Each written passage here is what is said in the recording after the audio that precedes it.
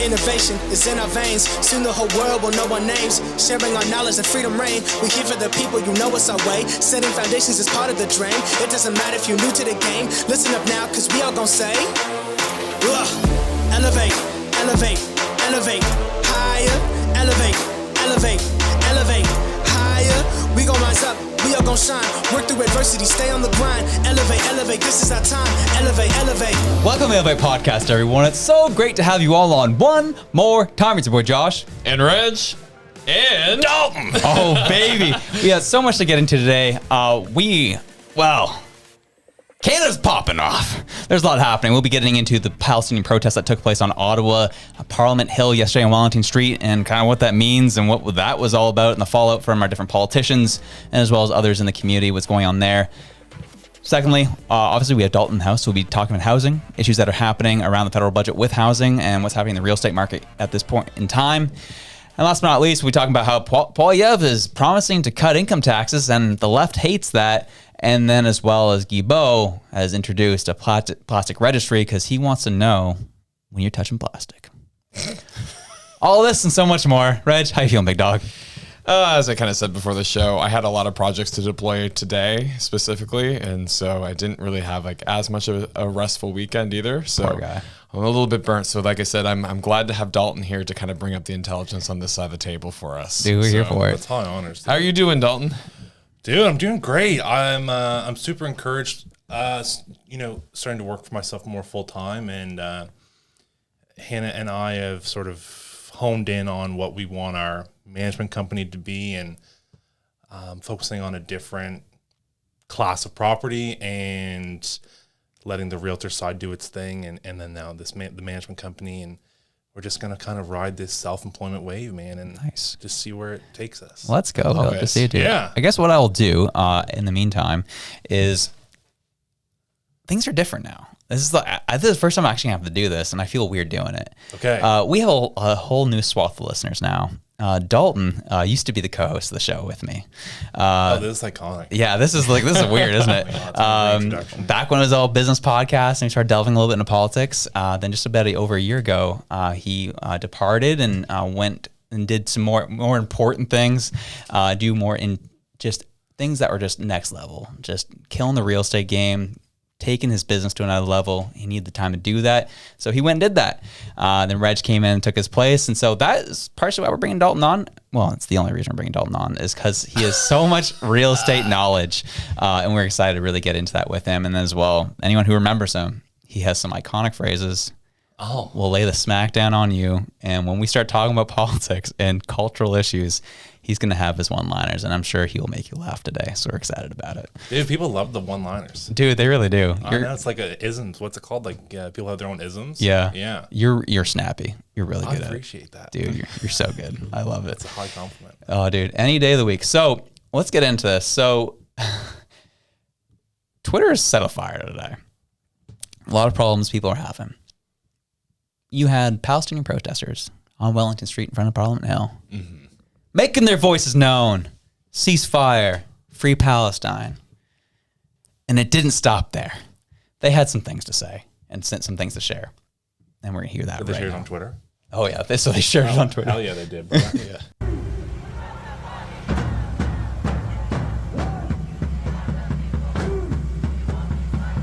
They can only forward sound out of one speaker.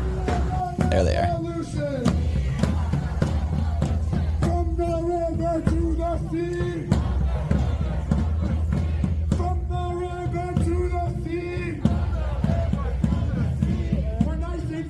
To the sea, you reply with Palestine is almost free because our resistance attacks are proof that we are almost free. October 7th is proof that we are almost free. Long live October 7th. Long live the resistance. Long live the... Dude, I'm so lost. So October 7th, when the attacks on Israel, where they literally drug people into the Gaza Strip, that was when they murdered people in their homes. They raped people. It was horrific. It was just absolutely awful. And then for them to be cheering in support of that kind of violence, wild, absolutely wild. I do have to bring it a little bit lighter though, because the first tweet there says, but Justin said something in a tweet though, so that counts. I saw that, dude. Hey, well, I'll be honest. We are definitely the ones who are guilty of that, by me, because I'm the one who tweeted it out. But I did talk about it where I said Chad Michael Murray. this was that's we'll get him later. But Justin Trudeau did tweet out about this specific situation. He says there's a difference between peaceful protests and hateful intimidation. It is unconscionable to glorify the anti-Semitic violence and murder perpetrated by Hamas on October 7th. This rhetoric has no place in Canada. None. We quote tweeted that, saying, "We'll give credit where it is due. People can debate his motive or lack of action with the issue in general. But it is encouraging to see a solid, decisive message condemning the rhetoric of these protests from the PM. And I know, and I hear it. Josh, you are just wanting the bare minimum of your PM." I'm like, you're right, but we haven't even got that. So I'm like, in fact, I want him to freeze their bank accounts. And I was thinking. in fact, that's what I would like to see happen, actually. Yes, send the police, send the military, throw out the. If that's how he feels, that it's so violent, and if that's what he's saying, he can practice his new hate act on that group there. yeah. yep, there's Hate speech. There it is. Here we go. I'm telling you, I'm burnt, so we're gonna get all kinds of fiery stupidity coming out of my face. And I also want to know what, like, I understand protests are, like, I understand the point of a protest. I get it. But what do they want Canada to do? Like, what are they, like, protesting in Canada? What do they want Canada to do? So a lot of it at this point is they want Canada to put pressure on Israel to end the conflict, essentially. Right. And the massacre, quote unquote. Got it. And that's really why they keep protesting in various parts. So it's like in the disrupt West. Canadian life. Hopefully Canadian officials will. Oh yeah. That's the whole point. The goal. Yeah, that's supposed to be the goal. Yeah. It's obviously devolving into something a lot worse than that. And when you start cheering on terrorism in the streets, like, this is the stuff, like, I watch this, dude, and I think back to the 2016 election in the States. And Trump got up there and said, I remember on 9/11, people got in the streets in New Jersey and cheered that the towers came down. And he said that, and then it went from, at least from my understanding, it was claims that were didn't happen. But that was like kind of a huge point of that 2016 election, was like, oh man, he was right. Like, people cheered, but there was no real proof behind it. Right. What he said happened on 9/11 in New Jersey is actually happening in front of our sight now. Right. People are in the streets cheering on terrorism that is going on, and the rape and the murder of a specific people. And I hear, obviously, you're joking about it in jest. A lot of conversations boiling up, especially in Jewish communities, like, well, we have hate laws in this country. How about we start using them? Shouldn't people be in jail for hate speech on this? Yeah, because Right. they're supporting a known terrorist Well, group. so That's you the just thing. answered my question. Are they considered a Yes. terrorist Yeah. organization under Canadian law? Yeah. Yes, Hamas is a known terrorist group. And that's the thing, is that they're actually supporting the actions of Hamas. They're not actually even really like supporting the Palestinian citizens. They're talking about Hamas specifically and their attacks and any form of resistance. And it's like, Understood. this is so far beyond like what was originally the rhetoric. This isn't watermelon people. This is bad. And so, as I said, a lot of people are coming out and saying hate speech laws. And this is where it all comes down for me. Now it's me talking personally. This is why I had an issue with hate speech laws coming in the first place. Because now it's starting to become a precedent. People use it. You know, jail people that are upsetting you, that are frustrated, that are obviously saying horrendous things. Yeah. Jail them. I'm not a believer in that until there's actual incitement of violence. Yeah. Hurt feelings is not the same as being hurt. And so I'm not even trying to like compare those two, because like obviously what was said here was not right. I just don't know if it falls into incitement of violence. But I'm not a lawyer, so I can't really speak specifically to that. But what I will say is, again, the joke was we've normalized the invocation of the Emergencies Act. The amount of people saying we need to have the EA to clean this up. Yeah. I hate that's where we're at now. I'm like, here we are. This is what Trudeau wanted. Yeah. Make this normal. Trample on people's rights in this country, on people that upset you. Right. Get rid of them. That's now normal. And I hate it. And I hate this, but I also hate that our rights are just absolutely getting torched in this country as it stands.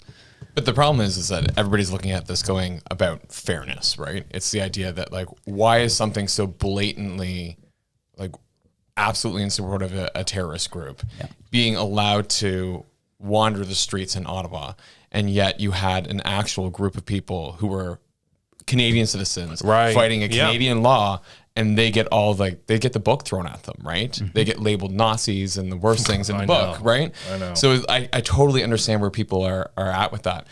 I agree with you that I don't think the emergency measures act should be used against these people, because I think we've already known this is a blatant misuse of that policy, and the Supreme Court Justice found that as well. But the problem is that we've used that as kind of the metric for dealing with these kind of these situations. So then when you use it against one group and then don't follow up with it against another, it's this clear imbalance of justice, and people are mad.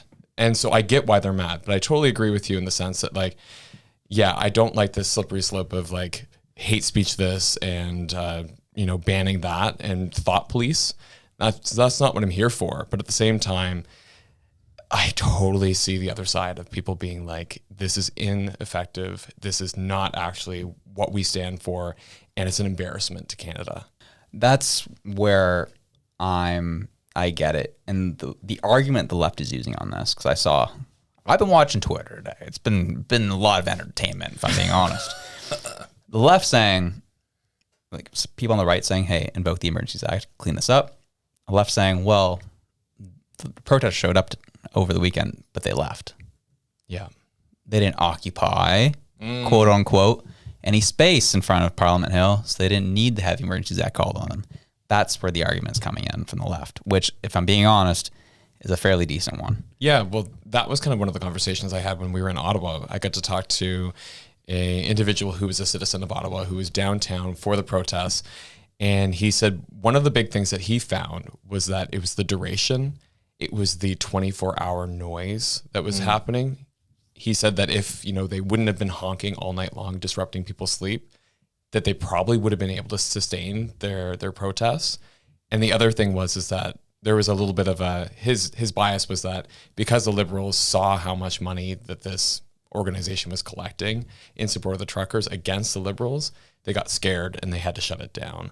Whereas this, like you said, quick, over and done with, not something that they need to be worried about. And it's not impacting their voter base right now.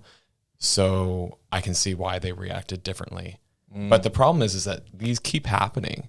And so what happens when you say, the duration is such, you have so many weeks of this happening continuously, but it's been months of these kind of protests happening all across Canada in places where like you just wouldn't want them. Like this, at least it's in front of Parliament Hill. Before it was at Mount Sinai Hospital.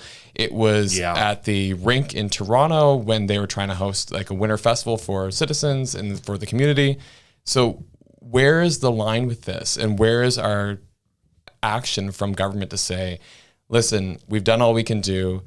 They aren't even listening to the states right now. So sorry, that's where we're at. Yeah. Well, this is where it's not even about that anymore. I look at this. If we're gonna apply 1-to-1 Canadian convoy to this, let's talk about the imaginary flags that were flying during the convoy, the mysterious Nazi flags that no one saw, but Trudeau's photographer happened to capture at the right moment. Talk about that, and talk about 1, 2, 3, 4 communist flags flying in this group right now. Yeah. Shut the heck up. I don't want to hear it.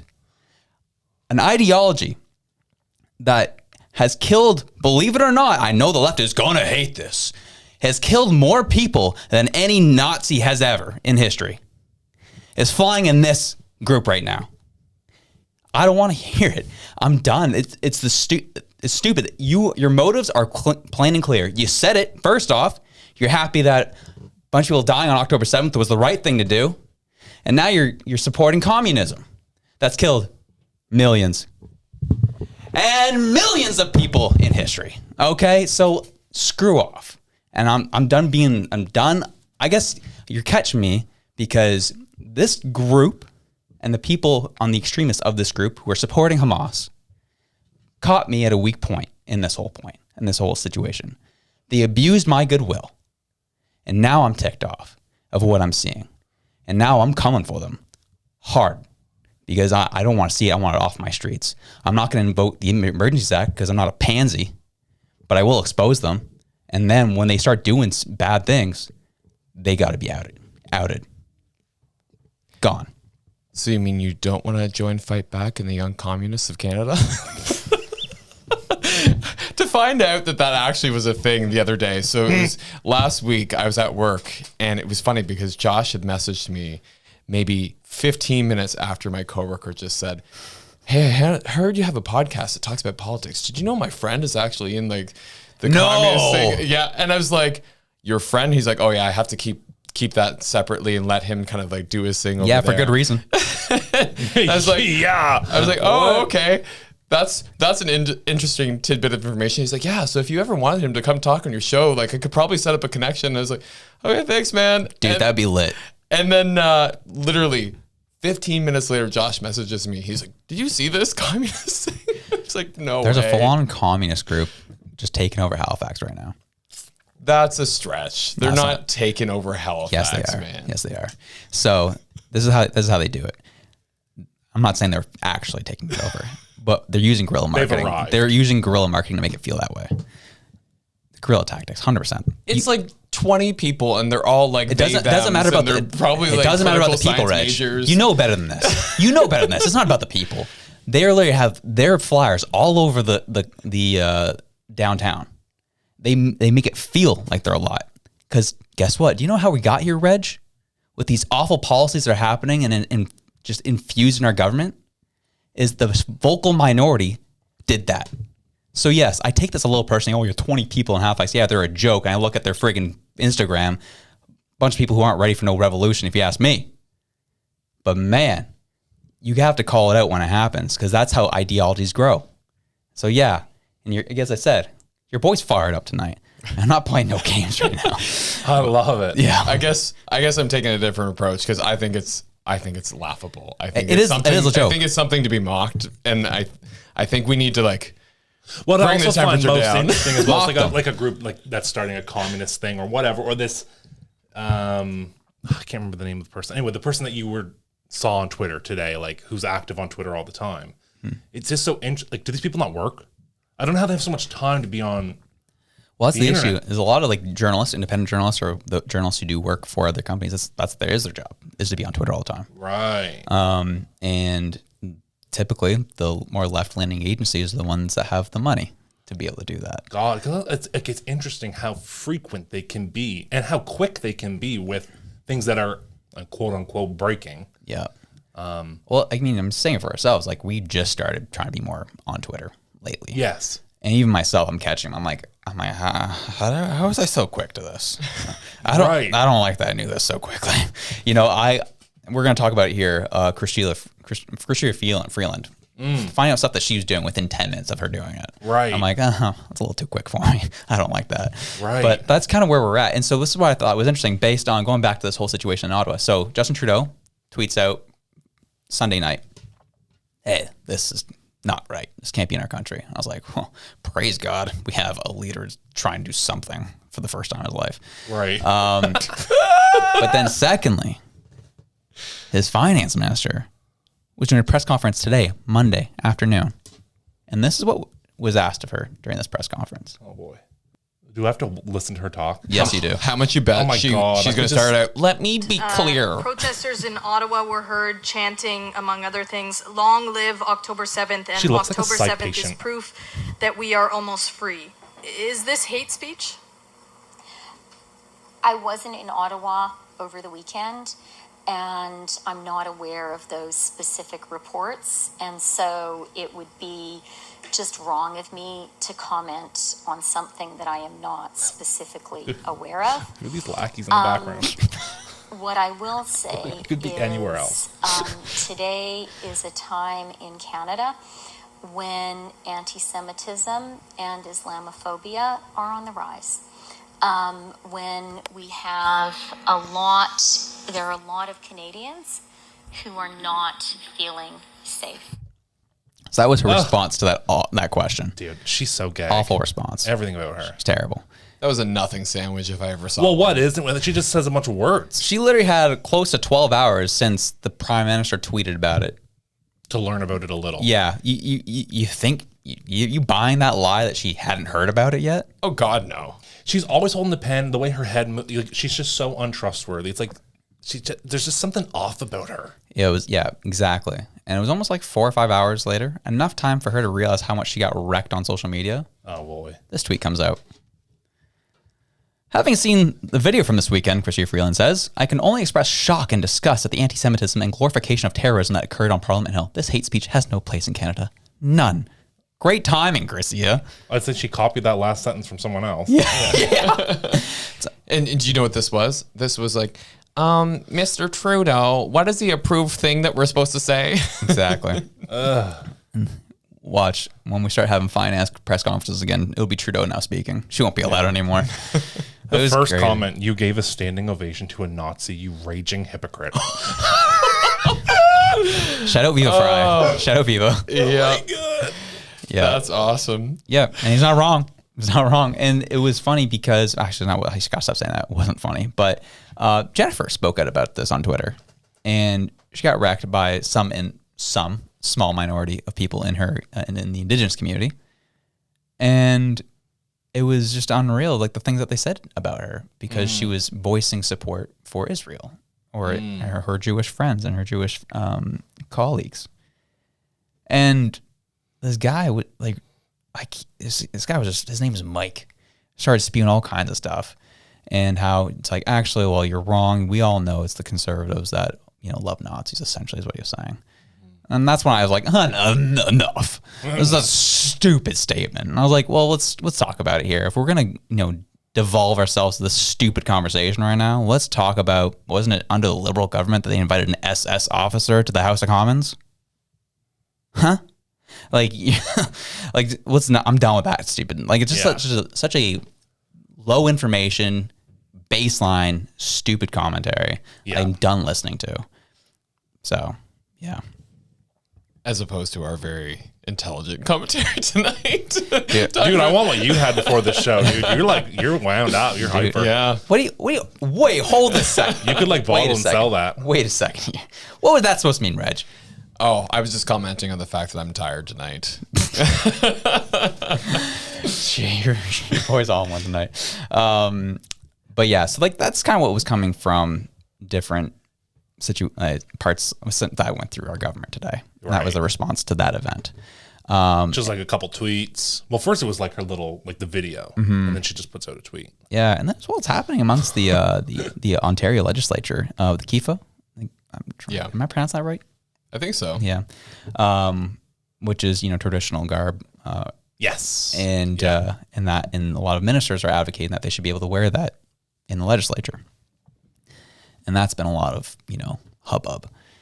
Oh. And, a lot of people are just like, no, you shouldn't be allowed to wear that. And the minister's like, well, that's wrong. You should be able, this as part of your culture, you should be able to wear it in the house. And there's like, yeah, but it's garb worn by a known terrorist group that is killing people. And right now, it might be a part of your culture, but right now in mainstream media, it's associated with terrorism. It just doesn't look good for a government official to be wearing it. Is the argument. It's kind of like the idea that the actual Nazi symbol was never actually that in the first place. Great comparison. It was actually a symbol out of India, out of the Far East, that had a completely different meaning. Yeah. And you can see it if you go over to Southeast Asia, and you can see it everywhere in all kinds of structures, and people are like, oh my God, why is a symbol everywhere? And it's like, because that's not what it was originally. Yeah. And so these days we don't go, oh, well, it was originally that symbol, so it's okay to put everywhere. It's like, no, we've recognized what that's become and how the symbol has evolved. And so in this case, like, that piece of garb has evolved to be a different symbol rather than just a piece of clothing. Exactly. 100%. Spot on. And then especially all the stuff that happened down in the States at Columbia University. That was a big protest, a Palestine protest that took over the campus.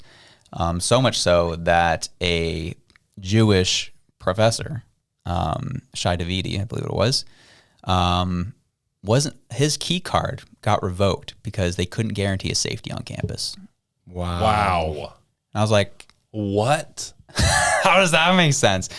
There's an easy way to guarantee their safety. Yeah. He works at the school. You arrest everybody else. Yeah. It's private property. Exactly. Simple as that. But yeah, the COO was there with security saying you can't. What they just did was draw a line in the sand between their own member of staff and a protest who has nothing to do with that school. Yeah. Regardless of what they're protesting for, you should be loyal to your staff. Exactly. Yeah, but I wonder if it's a question of like, what's the fastest measure to take, right? Well, of one course. person versus like however many there mob. was. Yeah. Yeah. Especially when, sorry, you want to say something? Oh, I was going to say it would have at least been helpful to maybe revoke his key card and then as well make an example of these people if they were so inclined. Yeah. But we all know that's not what it's about. It's about trying to make sure the left doesn't get violent. Right. As it typically is. And so interesting, Congresswoman Ilhan Omar's daughter was in these protests and got arrested. Ooh. And Ilhan Omar has been on record criticizing Israel every chance she's had over her time in Congress. And so this has not looked good and played well for her either.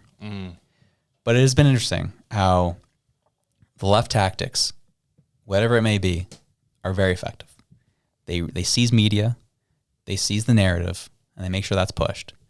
And that's why we're seeing such massive protests starting to erupt across North America now in support of Palestine, because they've seized the narrative and they're winning, unfortunately, even though it's wrong.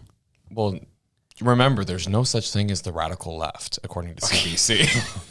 Dude, that's crazy still. That still bothers me. Like, basically the story behind that is I was driving home and listening to these CBC commentators talk, and they were talking about how there's a rise of the radical right in Canada and how they're seeing, because of the polls and the support for Pierre Poilievre, that there's a radicalization happening. And then when they brought up the host actually brought up the idea of, well, isn't there also kind of a radical left occurring? And they're like, oh, no, the left is not radicalized. They're very peace-loving, very peaceful. They would never do anything to hurt or inconvenience anyone. They're upstanding citizens. Then why are we all broke? Well, then you wonder why people want to defund the CBC. Yeah. And people want to listen to more shows like this. It's because it's just such BS. Like, are you aware what's happening in the world? Like, even to at least pay mind, like there's an extreme left. At least pay that mind. You don't have to agree that, or you could be in support of it, whatever, but at least acknowledge that it's real. Like, this is why people are done listening to these shows. It's over. And like, it does blow me away. And this is a humble brag. But the fact that we have numbers that just kill a lot of CBC shows in general. I mean, that's pretty iconic. We're here for it. Love to see it. But it proves the point of people are done with this garbage that people are just peddling. Oh, I mean, I wouldn't even know where to go find a CBC production, right? Like, I mean, I know my grandparents would like turn on cable and CBC would be on, but like now, what does CBC do? Like, they have a website. Well, yeah. I never think to look for them at all.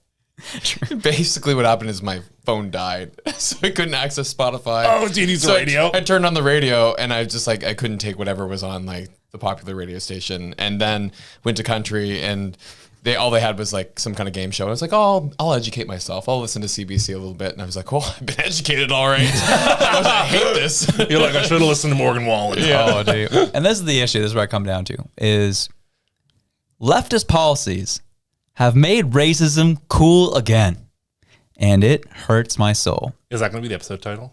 Dude, it should be. It should be. Because really, that's where I'm starting to see things. I was on TikTok, and this is where I was just like stunned by what I was watching. I have one TikTok that comes up, and it's a black woman talking about how she leads a team of developers at a relatively popular gaming company. And she was on a Zoom call saying, yes, we don't hire white people here. Oh, love that. Because they are Same. harmful to the workplace. Dude, I agree. And I was like, sheesh. What the heck? Like, I couldn't believe what I was listening to. I was like, gee, man. Like, You know what? At least she spoke with her chest. She said it. She meant it. true. Except for the fact that you look at companies like IBM who got found out for that kind of policy, and now they're like raking that back. They're trying to get away from that as much as possible because it's not looking good on them. Exactly. And then I flip 2 videos later, and it's this white lady going off on Beyonce for her country album. Dude, white people have the most unimportant issues. It was wild. She says, and I quote, "We know that your grandpappy and your grandmommy grew up in Texas, but let's get real. They weren't living in Texas. They are picking." Oh, that's what she said, bro. What? That's what she said. I was like, what? Okay, just don't hire her. Like, and these are well-viewed videos on TikTok right now. I was just like, and then I went to see 2 or 3 more videos after that were just raised on both sides where I'm like, this is psychotic.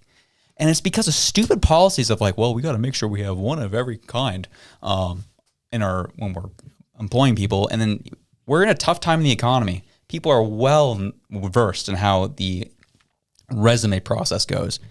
Everyone's answered that question. What do you identify as? Whether it be your sexuality, your race, whatever, what have you. This is normal, common practice now. Which I think is disgusting because number one, it's none of your business. Thank you. Like, identify as what? Just guess. I don't care. Like, I'm here for a job. In fact, I don't even want to speak to you outside of 9 to 5. Praise God. Yeah. Like, it's so strange that that's even part of an approval process for anything, let alone a job. Yeah. But going back to Beyonce and that comment, though, I think what I'm seeing happen is like almost like an overcorrection. You see everything where it's just like pushed so hard one way that you see people actually becoming like more racist and more emboldened to say absolutely heinous things because so it's bold. like trying to push it back again. And it's just one of those situations where you're like, okay, 2 wrongs don't make a right. But at the same time, it's like the first thing. It's like, where do you draw the line? Like, what is happening here? It just feels like the world has gone a little bit nuts. Yeah. But Well, I couldn't imagine, number one, thinking that. Number 2, ever saying it out loud. Like, Yeah, so right? Yep. not only do you really feel that in your heart of hearts, like you really mean that. Like to say that about a black person is to think that is wild. Yeah. Then to decide I'm going to open up TikTok, record a video saying it, post it online, and then really not care what the consequences is insane. Want to hear the craziest part about it? What? She's a nurse. She works in the healthcare system. Oh, so she's responsible for caring for people without bias. Yes. Great. Great. It's just nuts, dude. I'm keeping my mouth closed on this one. Yeah, you should. Yeah, good call on that one, That Raj. is crazy. Yeah, and so that's what I'm saying. Like, regardless of what have you, people are emboldened. You have policies that encourage people that they think this is okay Right. now to do. And that's where, as the person who kind of is center right, I'm just over it. Like, just I'm let her s- sing. Like, He's going back to Beyonce. The important things in life, you know? Like, let's get this clear, guys. Dalton, how did Just you let feel her about sing. the Taylor Swift album? Okay, but all jokes aside, why are people so upset about musicians lately as well? Because there's so much in the world that they can't control. This is one thing that they feel like they can have an opinion on. Right. They just need something to They yell need a at. thing, right? So, and that's new too. Everyone needing to yell at something. Yeah, true. But it's also because of like, look at the environment we're in, right? I know. There's so much hardship, and it's just like, Everyone wants a piece of it. well, I don't even know if it's that everybody wants a piece of it. I think it's just when there's so much crap happening, there's wars happening around the world, job certainties in the air. You can't get a house because it's so unaffordable, and the grocery prices are going through the roof, and the gas, and the kids, and no daycare spots. And you're just like, where will it end? I need something to yell at. And you're like, Taylor Swift put out a stupid album. And that's your thing, and that's your outlet. So I they're know. looking for an outlet. Absolutely. I mean, let's be honest. I'll talk for myself. This show was my outlet. That's the reason why this show started during the pandemic. Right. Me and Dalton, like, we're just like, we got need something. I had to upgrade to a shrink. Yeah. But that's really it, right? And I think you're really spot on with that, Reg. Just people are hopeless and are needing something at this point. Do you know what's so funny is I saw this thing. It was like, men will literally start a podcast instead of going to therapy. And I was like, oh man. True. Not wrong. But okay. Yikes. We'll turn it down a little bit. We'll turn the notch down a bit. But me and Reg are talking. We've talked to a few people since. A lot of people were down in the dumps last week over the federal budget release. Fair enough. And housing is not getting better. It's getting worse. And a lot of finger pointing happening. Trudeau's fault. Premier's fault. Yeah. They just kind of toss the baton around. My grandmother's fault. Yeah. Landlords, Yeah. they're getting a piece of it too. Yeah. White people's fault. Yeah.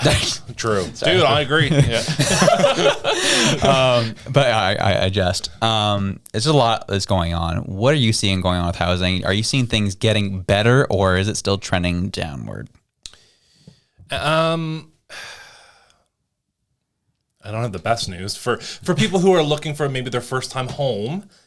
Anything sub 500,000. So I mean that's a pretty hefty budget, up to 500,000 for your starter home. Yeah. I mean, when you look at even like yourselves and people even only 5-10 years ago, a starter home could be 150,000, 200,000. Yeah. And maybe that was the top of their budget. Mm-hmm. Yeah, that was me. Right. Yeah. You know, but people made it work. As I think there should be in buying a home, there's a life adjustment. If you really want it bad enough, you'll make some sacrifices. I think that's normal to an extent. Yeah. Anything sub 500,000, for the most part, is on the market, off the market in a week. It ends in a bidding war.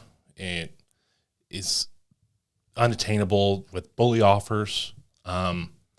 So it's still tough. Yeah. For that first time home buyer. Not to say it's impossible.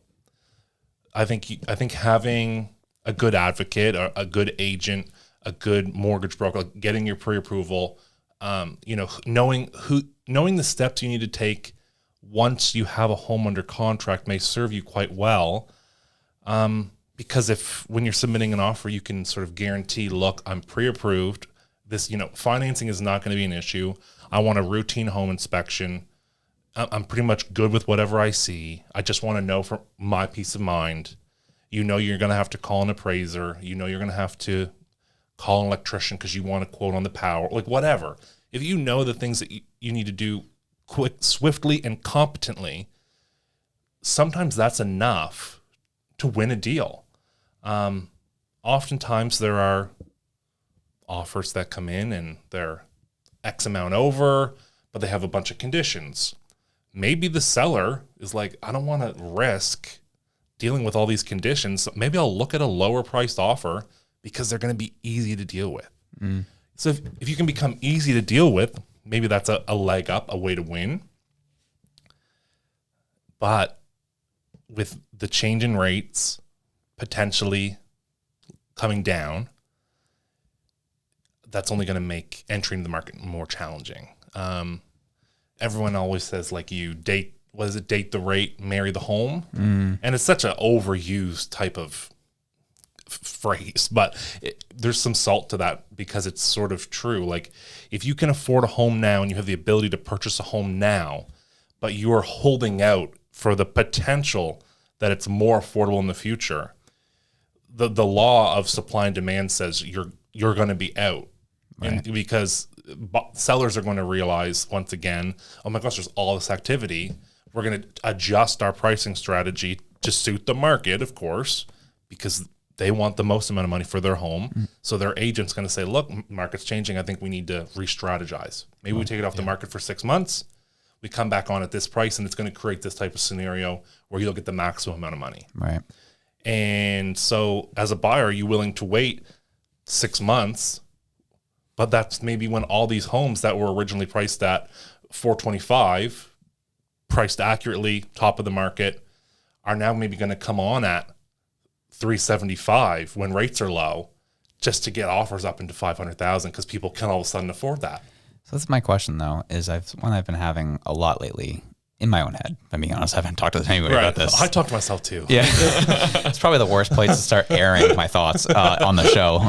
But is this sustainable? Like, yes, rates, that's the math. Rates come down, prices go up. But how much further can people be pushed at this point? Like we know that we're definitely in bubble territory as it is. Mm-hmm. What will it take for that bubble to burst? There's a lot of different scenarios that people will highlight. I find myself quite firmly in the supply bucket. I think there's a massive shortage of housing. I think that is the most expeditious way to resolve this if we really give it all we've got.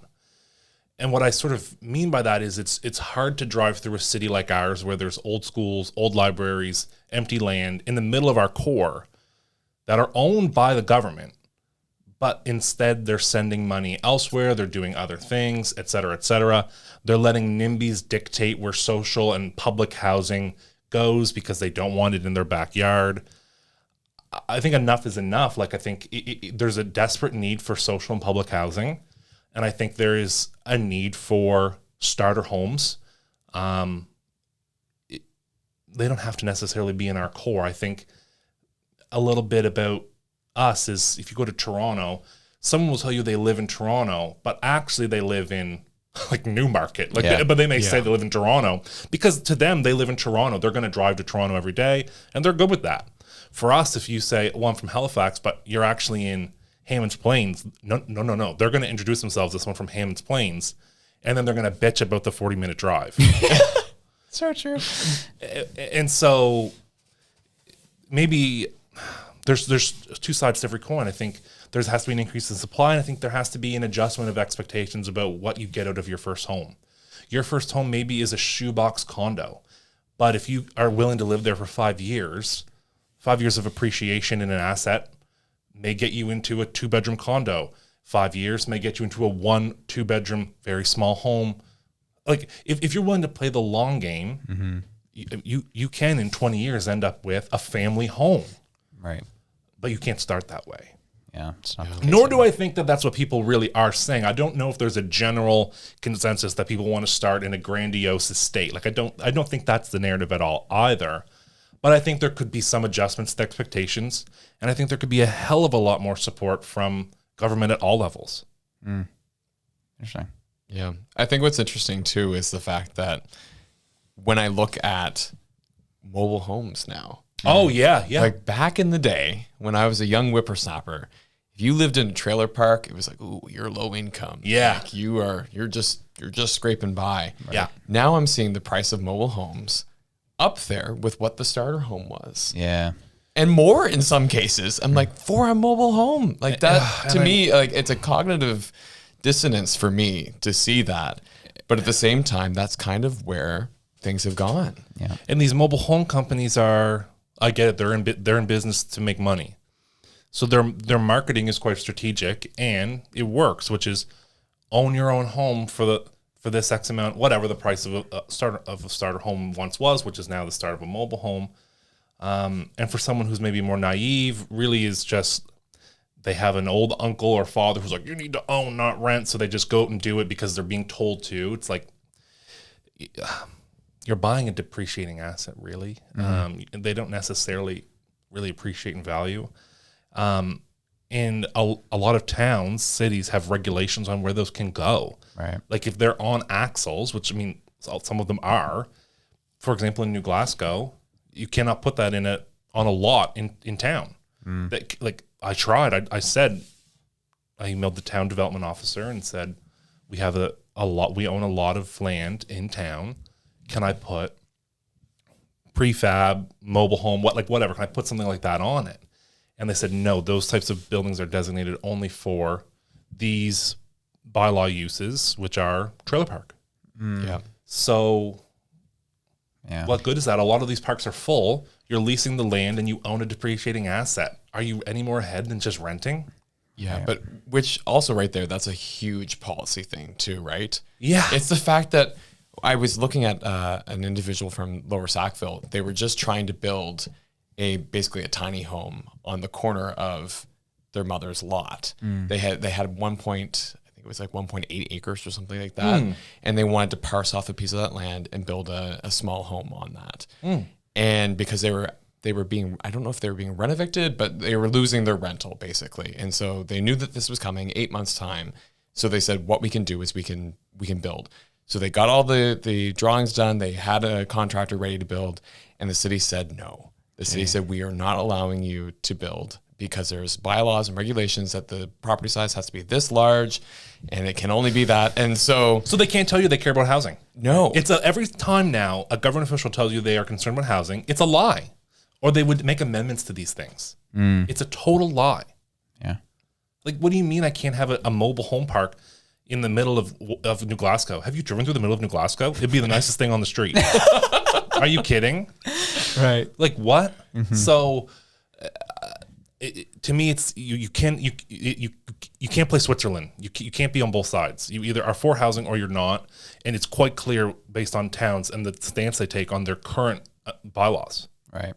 That's a great point. And the fact that the development offices are just They're bursting. they're run by ancient people with ancient mindsets, and it's super hard it is really hard to deal with them.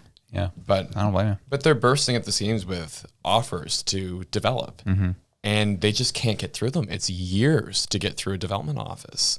And a lot of that is because if you have any kind of change to the bylaw, basically you have the Heritage Committee that has to weigh in on it. You have everyone from Hell, West, and Crooked has to come take a look at your piece of property. Exactly. There's like 3 or 4 different committees that have to look at things. And I know this because I sat on one. One of those. It was funny because I remember sitting there and we were supposed to get through this planning document, because what we were doing is we were developing the new planning document to cover the center of the city. And basically I had these, like you said, ancient folks sitting around me going, we need to talk about the wording of those 2 sentences for 45 minutes. And then I was like, okay, we got to get the wording right, I guess. It's important. And so then the next thing was they're like, we're talking about the building envelope. Do you think shutters would count in that? And so then we had to have a whole separate debate on whether or not the 1 or 2 inches of a shutter on the outside of a house would encroach on the building envelope and therefore make a building ineligible. And I was like, oh my good Lord, this is why nothing moves. This document that was supposed to be done was like a year delayed. Oh, wow. And meanwhile, Montreal is essentially throwing money at developers to build as high and as quickly as they can. Yeah. It's insane. A 2-hour flight. And the stance the government takes is completely different. Yeah. It's a sick world, man. Well, I'm curious because you said things are kind of grinding to a halt in a lot of ways. Like, it's a bit of a tough time in the economy from what I'm hearing. Especially people are offering. It's just not the same type of offers you're getting. And totally, yeah. That like the 2020 offer $100,000 over, and you may not even get it. Yeah, that's over. Yeah, for now, who knows? I mean, anything can happen. We did that once and didn't get it, and we didn't get it. See, like that was a real thing. People were spending, and those people now, unfortunately, are stuck with a mortgage against a home that, if push came to shove, they could not recover. But so be it. They made a decision. Now there's multiple pricing strategies for agents. You price low in an attempt to drum up business and multiple offers. You have a due date, and you hope you can scrounge up the highest bid. Or you price top of the market, fair market value, exactly what it's worth, and hope that people recognize and see that and offer accordingly. Right. I'm a fan of pricing accurately, and myself, I think we're here to, let's cut the BS, let's get down to business, let's just buy a house for what it's worth. But in the same breath, like if I have a client, I have to follow the lawful instructions of my client. Yeah. And so if the client says, I think that we're going to get more by doing it like this, and I give my recommendation, and they say, no, I really would like to price it here, then, realtors are following the instruction of their clients. Realtors don't make decisions for their client. Right.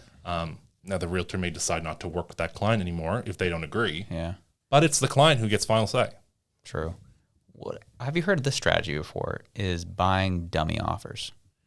Yeah, well, you mentioned at the beginning of the show. I've heard nothing about that. So this is apparently happening in Ontario right now.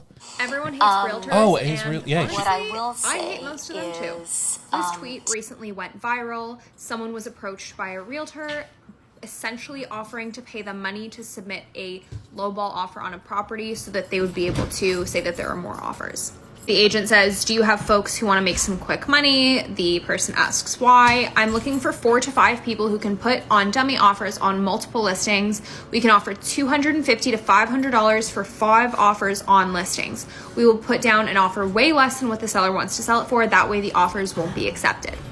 Essentially what the agent is trying to do is artificially inflate the number of offers that they have on listings so that the people who are actually offering and actually want to buy the house will offer more money because they think there are more offers. This is a huge, huge, huge issue.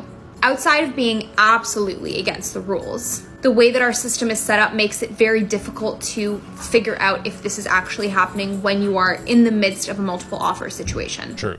So It's almost like blind bidding is kind of not a good thing. sounds like a bad idea. Right. Because, well, it's true. Like if I had a buyer who was trying to purchase a home and I ask, are there any offers? That realtor, again, is maybe instructed one way or another by their client to reveal if there are or not. The client may say, I do not want you to tell other people if there are offers. The client may say, yeah, sure, you can tell them. And if you want to hint at the price, go ahead, whatever. Like, who knows? To me, that's dicey water. Like, I'm pretty upfront and say, I think it's acceptable to tell people we have offers. I don't really think it's acceptable to discuss the price of those offers. Just because there's no real clear guidelines around it, I think it will just save everybody a headache. But does it happen? I mean, sure. I mean, I've only been in the business now a short time, and I can hear what other realtors are saying, and I quite quickly understand how things kind of work, right? Yeah.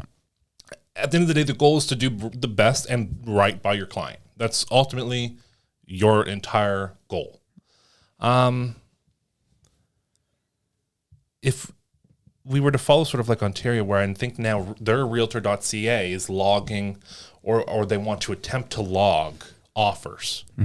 I've heard nothing about that, on the East, but I don't know. Times change, things change. I think you just have to adapt. If that becomes the norm, well, then you just becomes the norm, right? And I think someone like myself who takes or recommends the strategy of just pricing accurately, it shouldn't affect business that much. Right. I just feel like this is like highly illegal. Oh, well, this is vibrantly illegal. I just want to clarify. Okay, yeah, buying fake lead, like buying fake offers. Yeah. I mean, I've never heard of that, number one.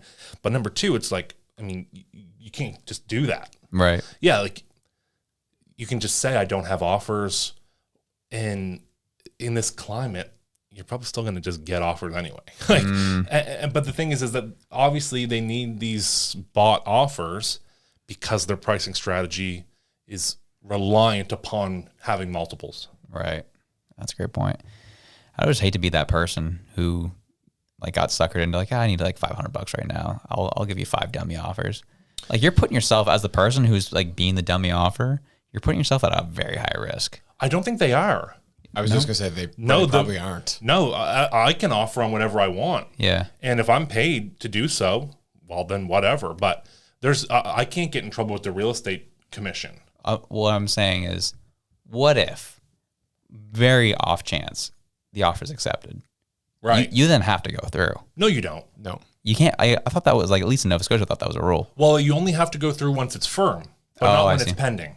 Interesting. Because they would have a date the deposit is due by. They would have a date that conditions have to be met, and you can back out on financing on whatever your conditions are prior to that date. And technically speaking, you can break a contract after it's firm, but it will usually end up in some sort of legal battle. And there's usually a penalty assigned to it. Yeah, well, the penalty is typically, like, say, for example, the house sold under what it was listed for. Mm-hmm. Once it goes firm, right, on Viewpoint, on Realtor, that price posts, And so the logic behind the penalty is now we have to go back to market, but the public already knows we're willing to accept less. Right. And we need to be compensated for that. Gotcha. Is I think the stance they try and take. Understood. Yeah. Cool. All right. Well, thank you for informing us of kind of different things that are happening right now. Yeah. I know, like, right now, real estate's not exactly the sexy topic to be talking about at the moment, but it is something kind of keep in your back pocket for when that summer hits. Because I'm sure once the moment that rate cut hits, and I still think it'll come in June, things will start popping again. 100%. I mean, for my buyer clients, I encourage them to continue to look, and like we continue to go on showings and submit offers, and continue to have. I mean, we continue to get accepted offers. Yeah. As of last week, I'm still getting accepted offers. So Nice. It's happening. It's totally happening. Even on new construction, Mm-hmm. it's happening. You can win. You just need a great realtor.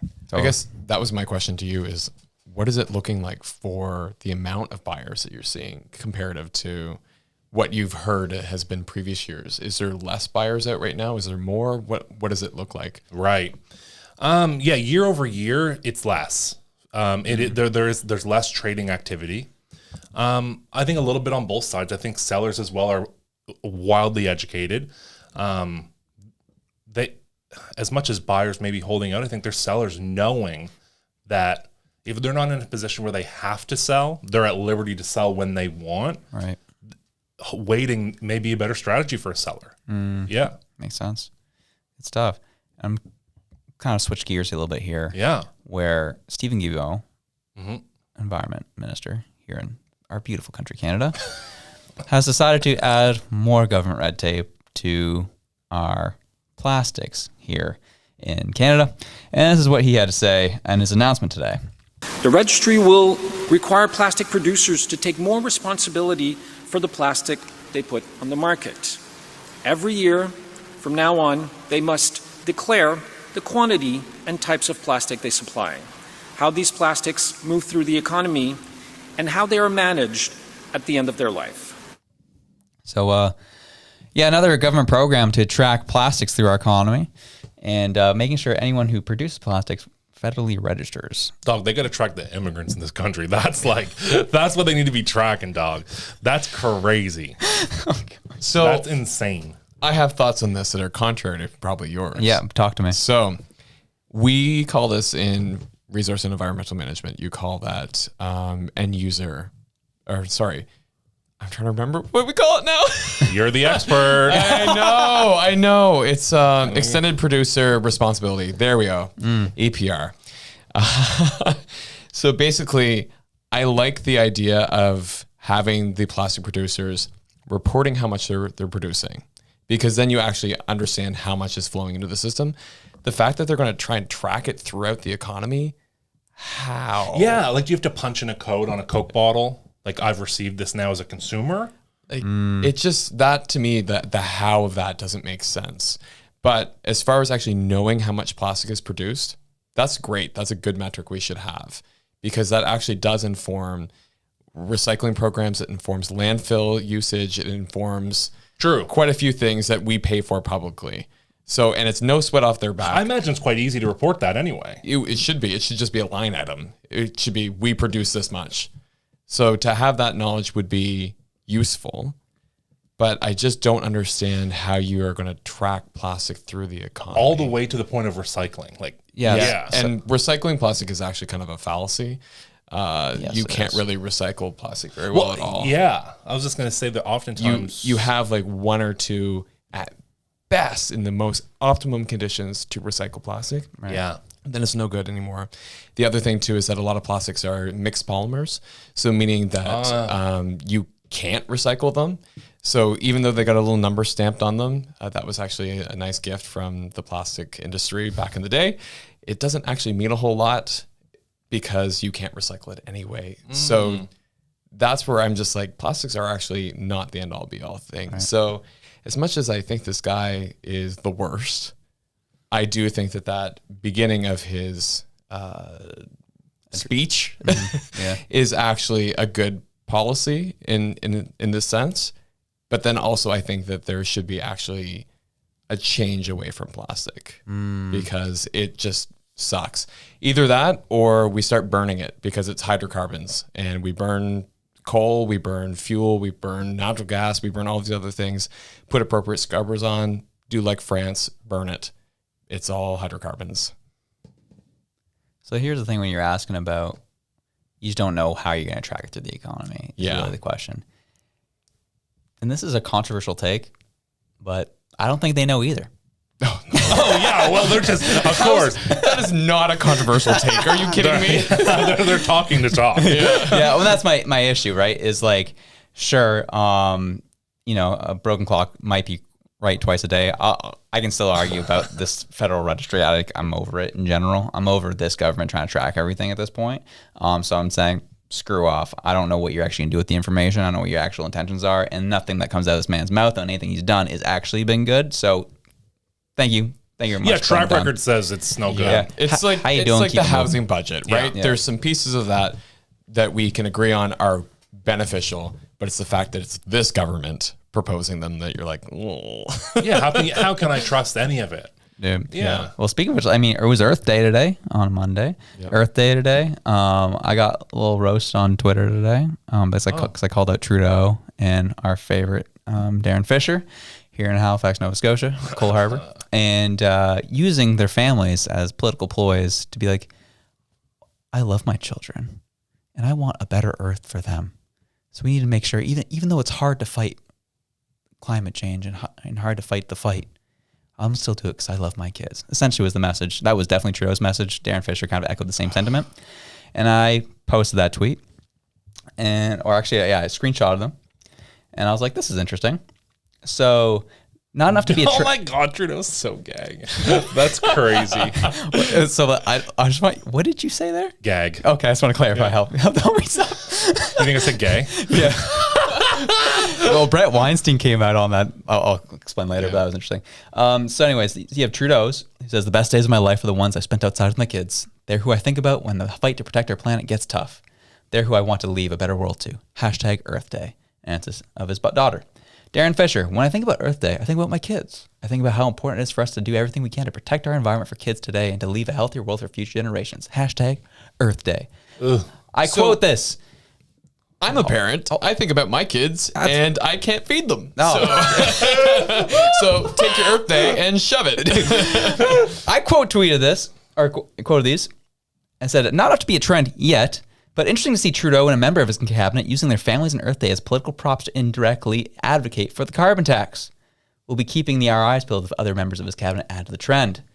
And somebody quote tweeted that and said, wow, only you guys would find a way to shoehorn the carbon tax in this conversation. And I said, you're not wrong, but let's talk about it for a second here. So Mark comes in, quote tweets it, says, LOL, so promoting Earth Day is now a carbon tax thing? Clowns. And I said, it is with this government. And he's like, and if they had promoted Earth Day, you'd be saying they don't even care about Earth Day, but want us to pay carbon tax. I was like, yeah, that's how this works. Like, get out of my face. So it's just like stuff like that where, it's like, yeah, you're using your families and your kids as political ploys that you're then going to show how much you care about the earth, which then you're then going to take that and be like, this is why we need a carbon tax. This is how politics work in this country. Stop seeing things at such a surfacey level and see where this goes. Well, the thing is, this guy's assuming this is benevolent. This is just a nice friend. It's like none of the things that this government has put out have been benevolent or without thought or without a marketing team behind them. Well, you want to know why? Because neither of these pictures were taken impromptu. Because where is he at that it's snowing? And where are they that they look that happy all together? Pictures with their kids, dude. Oh, that's what matters. Doesn't matter the time of year. It's family. So that's why I'm like, I'm sick to my stomach seeing this, dude. I'm done with this. But you missed the comment on the bottom there. He says, you were the problem. Yeah. Yeah, what did you say back to that? That's show replies. Yeah. I said, tell us all. You kept going. Oh, you did. Oh, dude, you let him get to you. Did I? Oh, no. Did I? How many replies do you go on for? There's a couple. Does it go beyond true? Does it keep going? No, it doesn't. Okay. So he says, yeah, that's it. He says, you're the problem. It's like, your sarcasm detector seems a little off. I love it. And he's like, your sarcasm is obvious, as is your desperate search for an audience. He said true. Yes. I love it. True. Not wrong. So it was just kind of funny to go back and forth. But like, don't talk to me, all right? We're gonna go off a little off hinge here. Let's talk about this man directly in front of me, who went off on a bipartisan journalist in Ottawa for 25 tweets on this brother. He would let him die. He wouldn't let him die. Stop. He's already dead. That's how it felt. I'm new to Twitter and I don't like losing. So I get it. So I beat it until I win. Oh, dude, it was rough. Twitter's scary, dude. Twitter's nuts. Dude, this guy was something else, dude. This man followed Reg's personal account, went and found my personal account, followed it. Went and found Jennifer, followed her account. This is my nightmare. And then went and screenshotted our banner, pointed out some type of typo in it, and called it out on Twitter. Which I appreciate, honestly. Like, the fact that we had a typo, that kind of sucks on us. But the fact that he pointed it out, I'm like, cool, now we can fix it. Like, awesome. Yeah. Like, Reg is such a positive individual. We're here for I the know. energy. Well, I'd like black out and try and find them in real life. Well, it was just odd. There's a lot of odd things about this whole exchange that happened.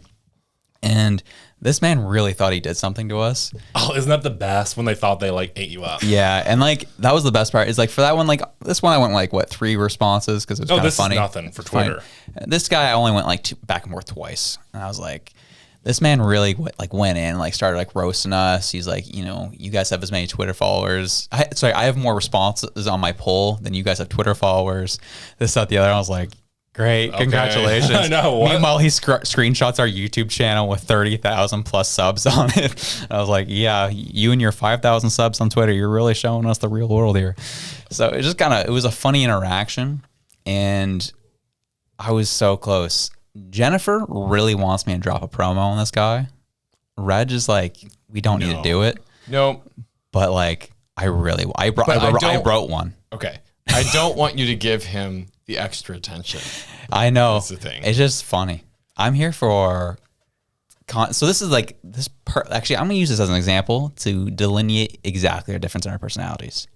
He goes to question period. He's like, man, this is boring. I go to question period.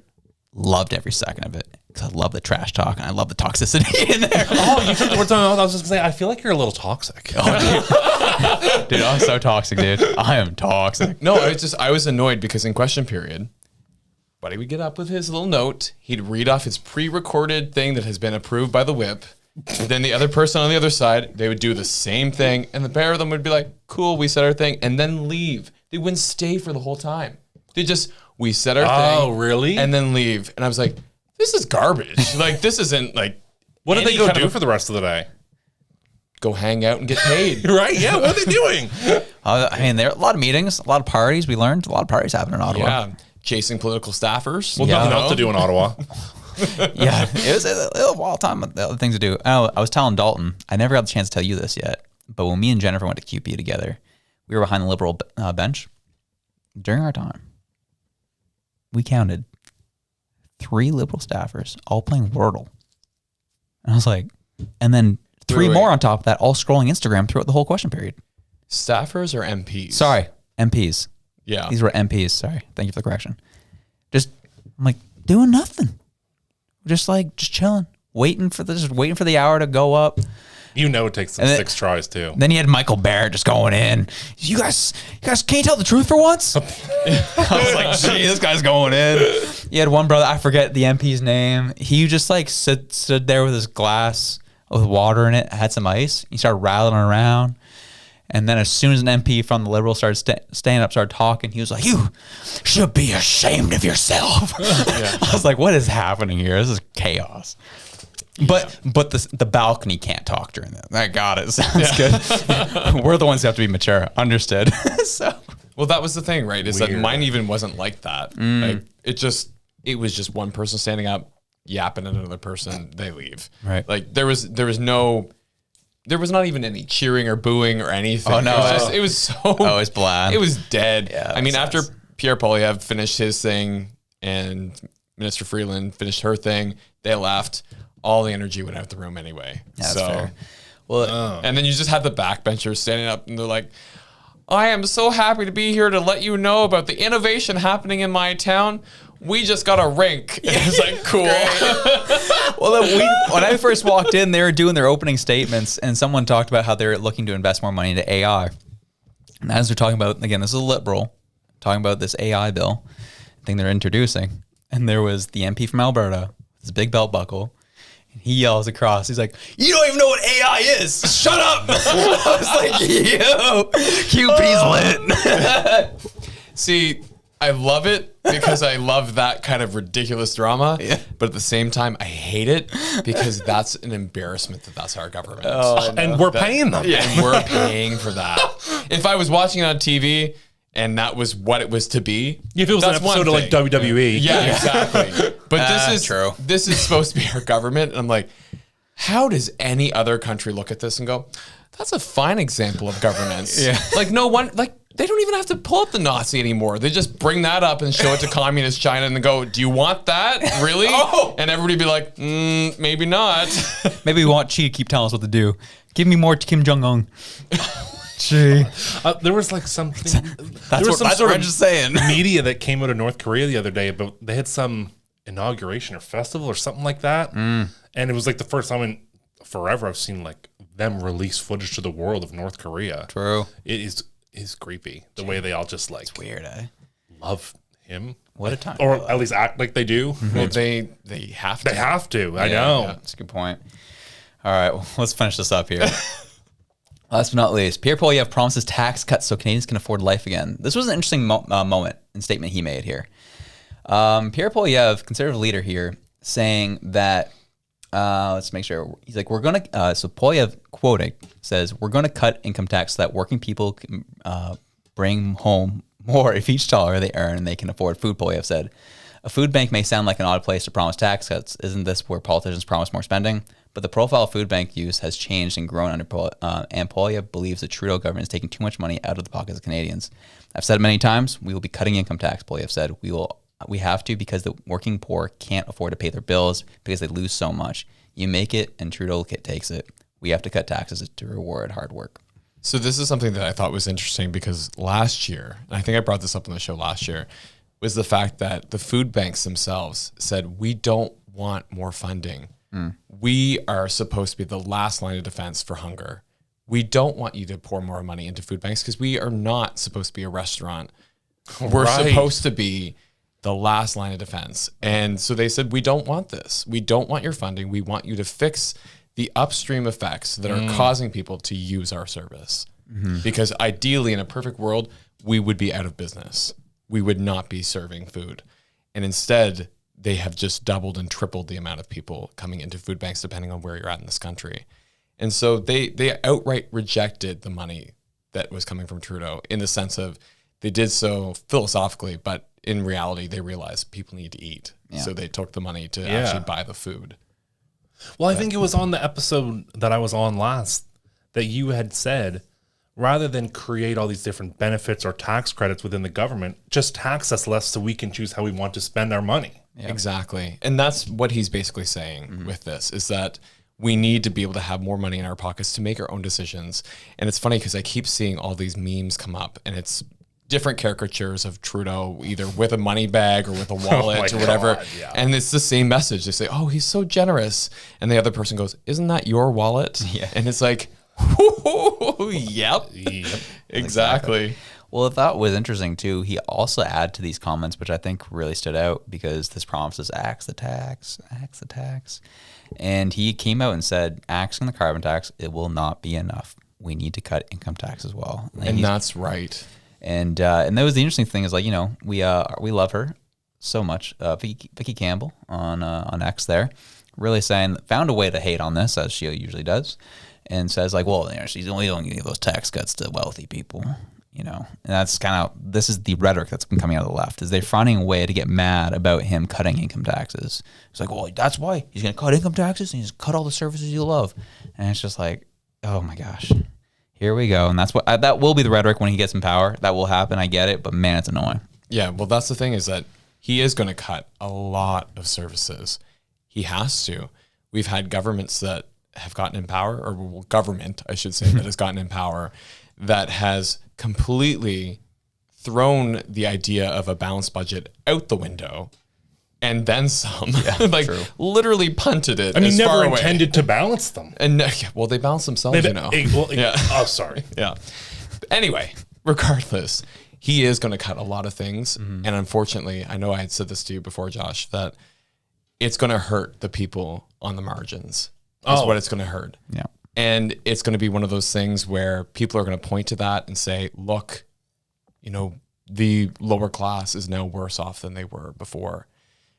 And I think that what it's going to be is it's going to be a Hail Mary to save the middle class, because what's happening right now is you're ripping the middle class in, I'd probably say like 80-20, where 20% is now in the upper class and the other 80% is now in the lower income bracket because of all these policies and all the spending that we have in front of us right now. Yeah. So I think that it's going to be a Hail Mary to save the middle class. And I think it's going to come at the expense of the lower income folks. And unfortunately, they're going to lose a lot of services that they get right now. And it's going to be painful. And it's going to be awful. But it's not going to be because of him. It's going to be because of the spending and the recklessness of the former prime minister. And I worry that everybody's going to look at him and say, look what you've done. Yeah. Yeah. Well, I mean, as long as, they're going to be upset because they're not going to get their rebates, right? So that's going to be a rattle. But I said this before too, like the fact that a quarter of Canadians actually qualified for the grocery rebate true. Is horrific. Yeah. Do you know how little money you have to make to qualify for that?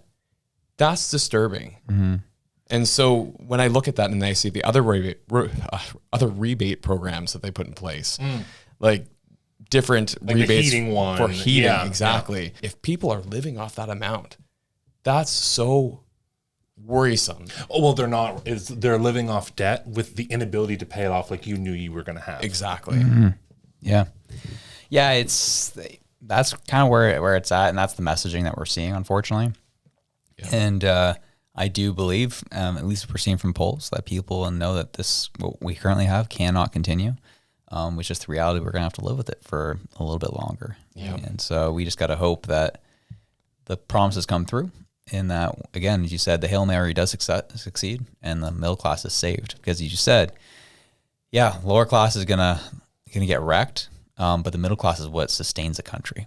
Yeah. And that's unfortunately, like, you're gonna have to. We're on a sinking ship, and the lifeboats are only going out for specific people, as an analogy you used over the phone the other day, and that those lifeboats will be filled by the middle class, unfortunately. Yeah, because the upper class, the rich folks, they're going to weather it either way. Yeah, they're going to move their stuff around. They're going to take care of themselves. It's the middle class right now that's hurting, and that might not exist if we have any more of this government. And I don't know if that will be just through policies or through self-selection and them leaving, because that's been the thing that I've been hearing a lot. Yeah, is folks who are in the same kind of income bracket that I'm in, or a little bit better, saying, what is left for me in Canada if we have another Trudeau government? Oh, I've said it myself. I get it. Yeah. Everybody at this table has said it. We've all had that conversation at various points. Absolutely. But my thought is like, where do you go? Right. I know. Because select countries in Europe. I have a daughter, and I'm like, I don't want to go to the States because you can get shot at an elementary school. So, right. Oh yeah. I would not go to the United States. Yeah. No. I agree with that. Pansies. And I have my family going, maybe consider the Caribbean. Yeah. And I was like, that would be nice. Wouldn't be too shabby. Yeah, right. The hurricanes, I guess. Yeah, true. But hey, we worry about them up here too. Just not severe. But yeah, that's some crazy stuff that happened this week, man. And I'm just like, didn't know how to deal with a lot of it, but I'm happy we covered all of it. Yeah. Dalton, happy to have you here with us. Oh, dude, it's great to be back. And I know it's like, lately a lot happens in a week. Yeah. Like more than usual. It's gotten to the point where we've talked, like, if we had the resources, we would totally have to move to a daily show, because there's so much that happens. Isn't that nuts? Every day now. I kind of wish we were less newsworthy as a country. Let's make Canada boring again, please. Yeah. Well, mundane, is that a word? Being mundane is generally quite cost effective. Yeah. Yep. Not wrong. Well, we're gonna move into our wild card here. I think y'all are gonna appreciate this. Okay. This came off of the Two Bears, One Cave podcast. Oh, yeah. I love these guys. Shout out Tom Segura and Brett Kreischer. I'm going to tell you my favorite One of my favorite dad stories. They give us this long table at the restaurant. My dad's sitting across from me here, and he looks down a few times at Marcus, who works security, who's a black guy. My dad's like, "You guys flew into Louisville today?" And I go, "Yeah." He's like, "Yeah."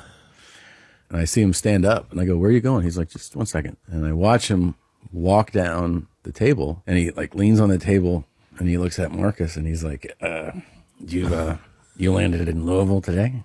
And Marcus is like, "Yes, yeah, I did." He's like, "Did you notice when you were approaching the airport that little red building on the left?" And everyone's like, "The fuck, no." Like, what?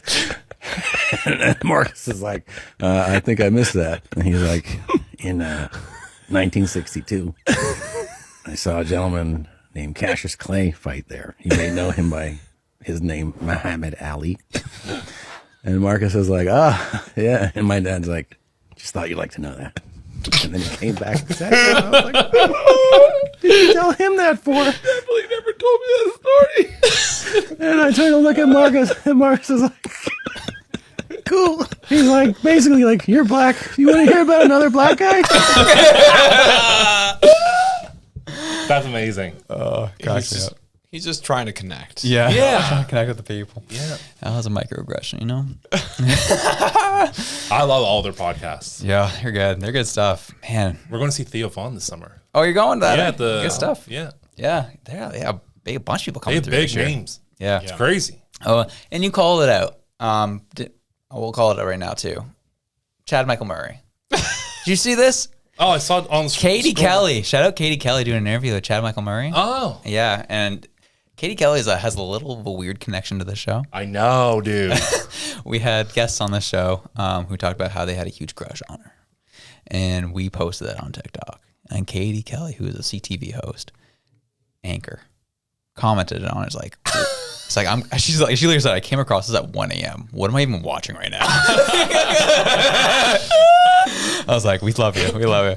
But yeah, she was interviewing Chad Michael Murray, and he's talking about like just life and what it's been like for his family. Yeah. They filmed this show for CTV out here On my street. on your street. Oh, no kidding. Yeah. Oh, cool. The lake is my lake. No kidding. Yeah, baby. Cool. It's so cool for him, and mainly his wife. And That's true. Jen was literally taking the baby, putting her in the carriage, going down the street just so that she could be like, "Oh, I'm just a single mom with a baby." maybe for a walk." I was like, "Jen," and she's like, "If you lean, you can see past the food truck and see it." I was like, "Oh my God!" And she's messaging his wife, being like, "Chad's out today," and Kelsey's going, "No way!" You know? Oh, yeah, right. yeah, exactly. So he does this interview and talking about just how his family's really loved living here as he's been filming. So much so, they're officially planting roots and will be moving to Nova Scotia permanently. No kidding. Oh, wow. Yeah, so Chad Michael Murray's coming. Wow. So Does Kelsey he know might what he's just... getting into? Yeah, seriously, that's a good question. That's what I was wondering. Maybe he'll be my neighbor. Yeah. Oh, my God, he might love your neighborhood now. Oh, my God. Yeah. Oh, look at this. And then he'll meet you and stumble across the show and realize, oh, wow, why does everyone hate this country? Like, what did I just do? Yeah. Was this a mistake? Yeah, but we love it. It was a dang good show. We love all of you. So whatever it is you're doing, whether you be watching the Leafs lose game 2 in the playoffs, Trying to catch a glimpse of Chad Michael Murray. Oh, my gosh. Or just hoping to buy some real estate, man. ooh, whatever it is you're doing, wherever you are, we love you. We're out. Peace.